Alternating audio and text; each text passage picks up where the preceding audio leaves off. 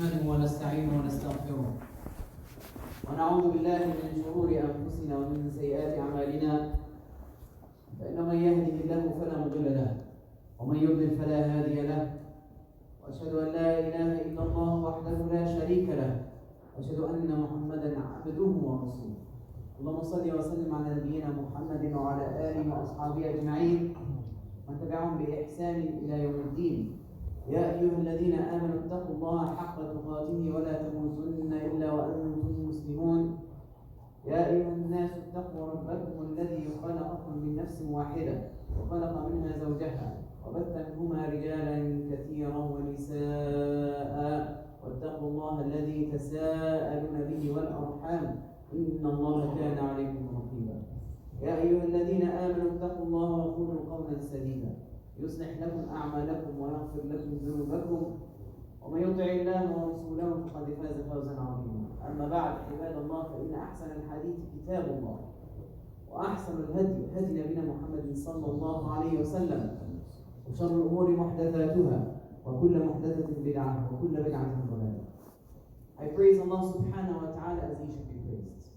And I thank him and I ask him to forgive us for all our sins and from our actions that we have performed in forms that is inappropriate or pleasing to him. And I bear witness that the Prophet Mohamed sallallahu alayhi wa sallam is his final and last messenger. O you who believe, have taqwa of Allah subhanahu wa ta'ala and do not die except in a state of Islam, a state of submission to Allah. O you who believe, have taqwa of Allah subhanahu wa ta'ala and say the truth, say what is correct. If you do so, Allah subhanahu wa ta'ala will correct and rectify your actions. And whoever obeys Allah subhanahu wa ta'ala and his messenger, then he has already attained the ultimate success. Dear brothers and sisters in Islam, the best of speech is the book of Allah subhanahu wa ta'ala, the Quran. And the best of guidance is the guidance of his Prophet Mohammed sallallahu alayhi wa sallam. And the worst of matters are newly innovated matters in this religion, because whatever newly innovated in this religion will lead you astray. Whatever will lead you astray will lead you hellfire. Before we start, inshallah, can I ask the brothers to fill in the gaps? There's quite a few gaps in the front and here on the side. The closer you are to the first row, the more interesting lessons you get, the more rewards, the closer you end, the better it is. So fill in the gaps as much as you can, but also it's a good action indeed, inshallah, sadaqah for those who make space for those who come after you. So we're going to ask brothers to move forward.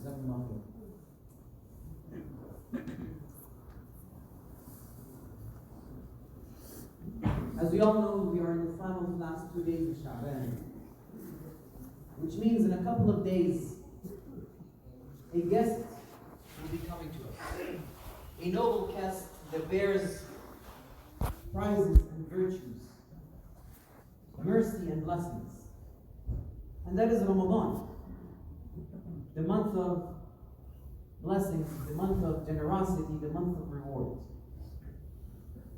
And it's truly from the wisdom of Allah subhanahu wa ta'ala and his mercy that he has legislated for us a month of fasting every single year. Now I'm going to stop here for a second and try to point out and illuminate, inshallah, hopefully you can benefit, to see how merciful Allah subhanahu wa ta'ala, so you can sense the mercy of Allah subhanahu wa ta'ala and his wisdom in legislating such a month. I'm going to share with you a hadith narrated by Abu Hurairah radiallahu anhu. And he said that the Prophet sallallahu alayhi wa sallam was asked, سئل رسول الله صلى الله عليه وسلم, ما أكثر ما يدخل الناس الجنة? What is it that would mostly allow people to enter Jannah? What is the one action that is rewardful, heavy in weight, that allow people to enter Jannah? So the Prophet sallallahu alayhi wa sallam said, تقوى الله وحسن الخلق. Taqwa of Allah and husn al-khuluq. He mentioned two things. And then they asked him, وَمَا أَكْثَرُ مَا يُدْخِلَ النَّاسَ النَّارِ?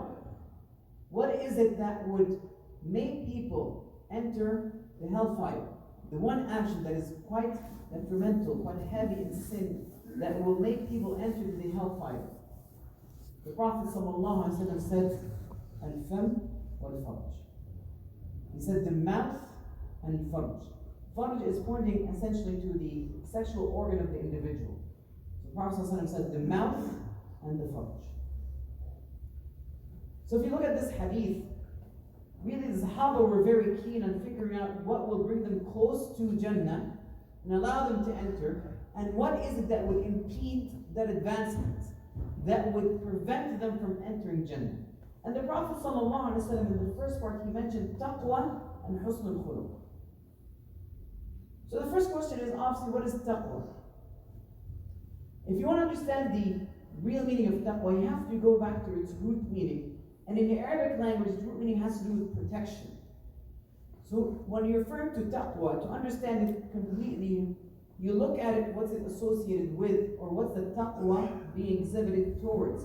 If it's the taqwa from Allah, then you're essentially saying you're protecting yourself from Allah. Protecting yourself from His wrath and anger and punishment. How? By fulfilling your obligations and staying away from prohibitions. That is what taqwa is. And then the Prophet ﷺ had mentioned the other part, which is husn al-khuluq. Good manners and etiquettes towards others. It is also the Prophet ﷺ, the one when he was talking about husn al-khuluq and talking about its virtue and how weighty it is. In the famous hadith from the Prophet ﷺ, when he said, I promised specific individuals, one with a house at the edge of Jannah, and as I would debate with Jannah, and I promised an individual a palace in Jannah at the edge of Jannah, and then he mentioned a characteristic, and then in the end he said, I promised him في أعلى الجنة, a house in the highest level of Jannah, for who? لمن حسن خلقه, for the one whose manners and characters are excellent. Good manners and excellent behavior. Now the scholars, when they looked at this, with those two components, they said, well, it makes sense, because taqwa of Allah, you're fulfilling the rights of Allah. And husn al-khuluq, you're fulfilling the rights of the creation. And so when you combine both of them, obviously they are heavy in weight, in scale, that they are the things that would allow a person mostly to enter to Jannah. Because when you have taqwa of Allah subhanahu wa ta'ala, you're constantly conscious of Him. And because you're conscious of Him, you are aware of not upsetting Allah subhanahu wa ta'ala or performing what would upset and anger Him. But on the other hand, you're always seeking to achieve what pleases Him. And so you also fear at the same time His punishment, but hope for His mercy. So this is a person who is taqi, a person who is righteous. And a person who is taqi is also conscious of the rights of others, and so that would drive him to have husnul khuluq, excellent manners and behavior. And then the other part of the hadith addresses what that would bring you away from Allah subhanahu wa ta'ala. The Prophet sallallahu alayhi wa sallam said, al-fam, the mouth. And if you look at that aspect, the scholars have commented and said, the mouth can cause you to enter the hellfire and move away from Jannah in two main ways. The first is by eating what is prohibited, by eating what is haram. Whether it is unlawful because you stole such as food that belongs to you, or the source of your income itself is not permissible and you buy with it things that you would eat. Or figuratively speaking, akl haram, which means that you're taking something that belongs to you.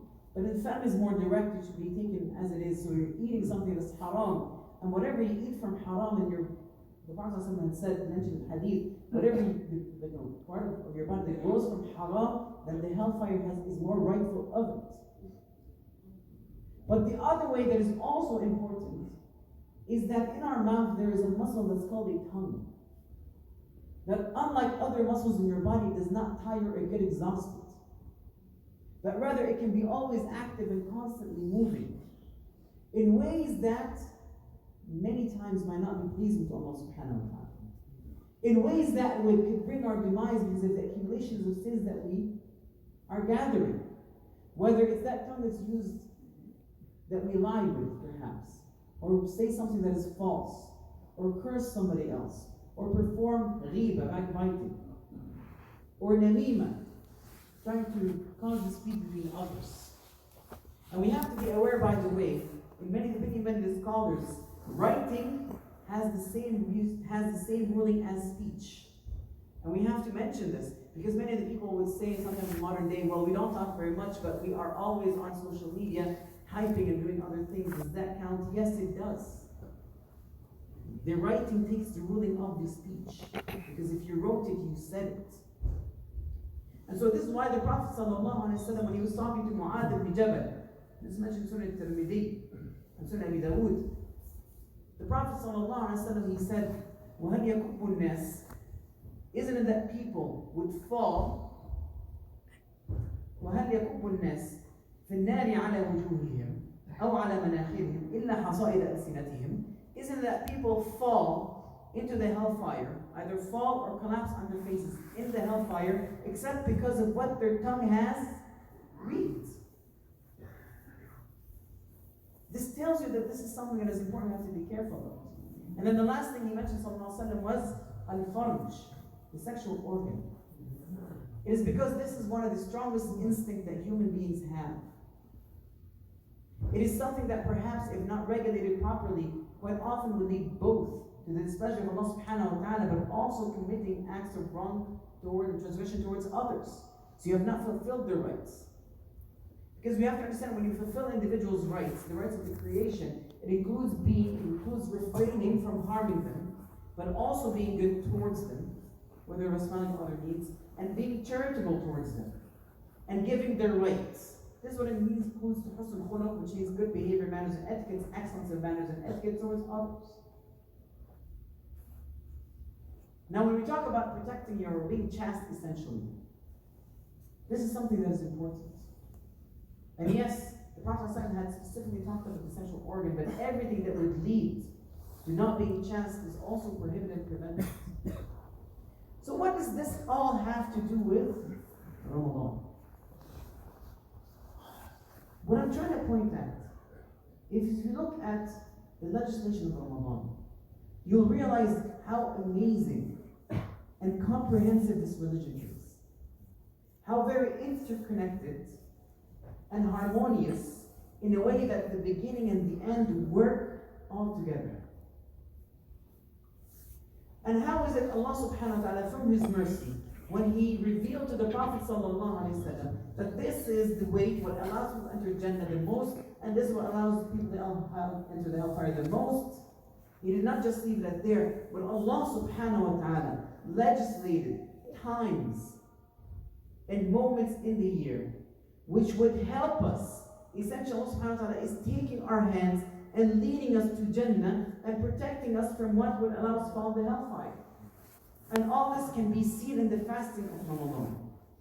So let's take this part by part. When the Prophet ﷺ said, At-taqwa wa husnul khuluq, that allowed to enter Jannah, the main purpose of fasting is what? To attain taqwa. To attain that piety. Because if we understand, we said taqwa is fulfilling our obligation and refraining from sin. In Ramadan, we are naturally inclined, whether it's because of the atmosphere around us. And once again, this is all from the mercy of Allah Ta'ala. He made this obligatory.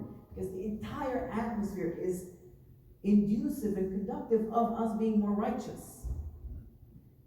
We tend to perform our salat in jama'ah more often. We pray our salat in time more often. We fast.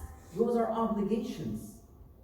And we try as much as we can to guard our fasting from reducing its reward by staying away from sins. Isn't that taqwa? So that's the taqwa aspect of it. Allah subhanahu wa ta'ala legislates so it helps in that aspect. So He's bringing us closer to Jannah. Wa husnul khuluq, good manners, where does it come from? If you understand that the Prophet ﷺ, when he was described, the Sahabi described as kana ajwad al-nas, he was most of generous in people, wa kana ajwad ma yakun, and the most generous he is. So in addition that he was the most generous of people, he was even more generous in Ramadan. When he would review the Quran with Jibreel alayhi salam. So the reason that we can be better mannered towards the creation of Allah subhanahu wa ta'ala in Ramadan is because it's natural for us, when we have elevated spirituality, when our iman has risen, it is natural for us to become more calm and more patient and wanting to be generous towards others and be forbearing of some transgressions, not getting angry very quickly. And so this is how the behavior of the Muslim becomes improved in Ramadan. So we fulfill our rights towards Allah and the rights towards the creation. But at the same time, the mercy of Allah subhanahu wa ta'ala and His wisdom in legislating Ramadan can also be seen how the other two, which would allow us to fall in the hellfire, is even protected.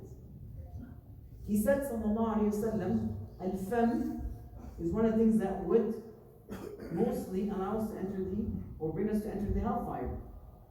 In Ramadan, if you want to look at both aspects, al-fam, eating, don't we fast from food? Are more likely we would fast from things that are being eaten that are haram. You see many of the Muslims who might be not perhaps in the best state of iman and commit some sins, when it comes to Ramadan, they stay away from these things, these prohibitions that enter their mouth, they stay away from it. But also our speech and our talking is more held. The Prophet ﷺ even instructed specifically with Ramadan. So the Prophet ﷺ would sometimes say in the hadith, he said, and he mentioned two hadith over here, the Prophet ﷺ said, وَالصِّيَامُ جُنَّةٌ, that fasting is a protection. Protection from falling into sins, from falling into hellfire, but also protection from the anger of Allah subhanahu wa ta'ala. It's a protection. وَإِذَا كَانَ يَوْمُ صَوْمِ أَحَدِكُمْ, so if it's the day of your fasting, فَلَا يَرْفُثْ وَلَا يَصْخَبْ, let him not say foul things, to say foul things, وَلَا يَصْخَبْ, which means to be obnoxious. Isn't that protecting of your tongue? And even further, the Prophet ﷺ, this has to do also with the etiquette manners towards others, but also our tongue. The Prophet ﷺ said, if it's your fasting, the day you're fasting, he said, if you're in that day of fasting, if you don't leave behind, whoever does not leave behind acting upon lies, saying lies and falsehoods, and acting upon him, so Allah subhanahu wa ta'ala is not in need of him leaving and to leave behind his eating and drinking. It doesn't mean that you should break your fast or that sinning will make you break your fast. No, it means that there is a higher purpose for fasting. It's not the physical aspect, but more the spiritual aspect. It's not just that your body's fasting from eating and drinking and indulging in the relationships with your spouses, but it also means that you are fasting, that your tongue is fasting, that your heart is being fasted, that your soul and spirit is at the same time, and that is the higher purpose. So if this purpose is being defeated by you indulging in falsehood and acting upon it, you're not reaping the reward. It also means that it will reduce your reward of fasting. So these are all instructions that we should guard our tongue, for example, and other things. And so this is, if you look at it together, being put together, you see beautifully how this blessed month that is coming should make us excited about it and be more prepared. Because it will bring us closer to Jannah and further away from the hellfire. Closer to attaining the pleasure of Allah subhanahu wa ta'ala and being pushed away further from the anger of Allah subhanahu wa ta'ala.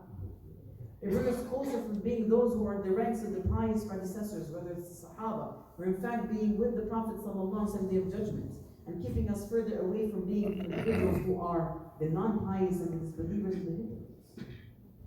I ask Allah subhanahu wa ta'ala to make us among the ones who are able to understand the hadith of the Prophet sallallahu alaihi wasallam, understand the Quran in the best of manners, so that we can act upon it in Ramadan in the best of ways, so that we will exit better than how we entered Ramadan. أقول قولي هذا واستغفر الله لي ولكم.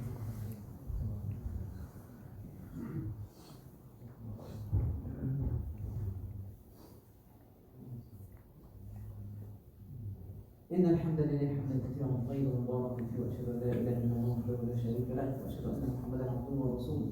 اللهم صل على محمد وعلى آل محمد كما صليت على آل إبراهيم في العالمين إنك حميد مجيد. يا أيها الذين آمنوا اتقوا الله حق تقاته ولا تموتن إلا وأنتم مسلمون.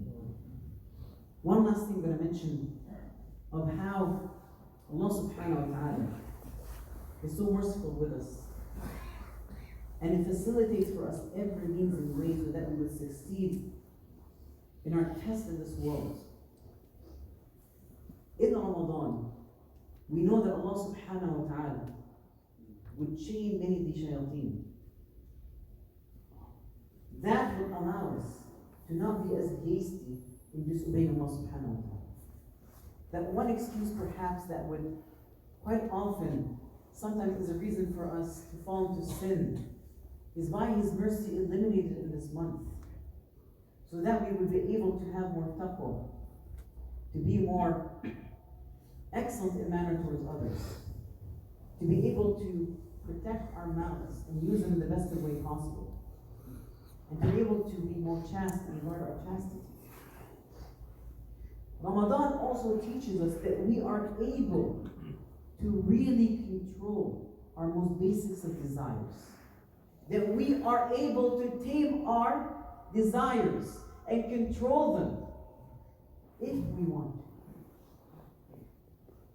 This is how this entire system of education, the school of Ramadan, has been legislated by Allah subhanahu wa ta'ala as a wisdom and a mercy.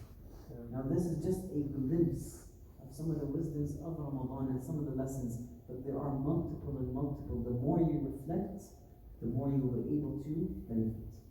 I ask Allah subhanahu wa ta'ala to give us life that we will be able to attend, to be able to fast Ramadan in a way that would please Him, to be able to pray the Qiyam in a way that would please Allah subhanahu wa ta'ala, and to recite it with the best and most beautiful recitation, to be able to comprehend the lessons from the Quran so that we bring us closer to Allah subhanahu wa ta'ala. اللهم اغفر لنا الأحياء منهم والأموات وارحمنا برحمتك يا أرحم الراحمين واسألك الهدى والتقى والعفاف والغنى. ربنا آتنا في الدنيا حسنة وفي الآخرة حسنة وقنا عذاب النار. اللهم أرنا الحق حقا وارزقنا اتباعه وأرنا الباطل باطلا وارزقنا اجتنابه. اللهم إنا نسألك الفردوس الأعلى ما قرب إليك من قول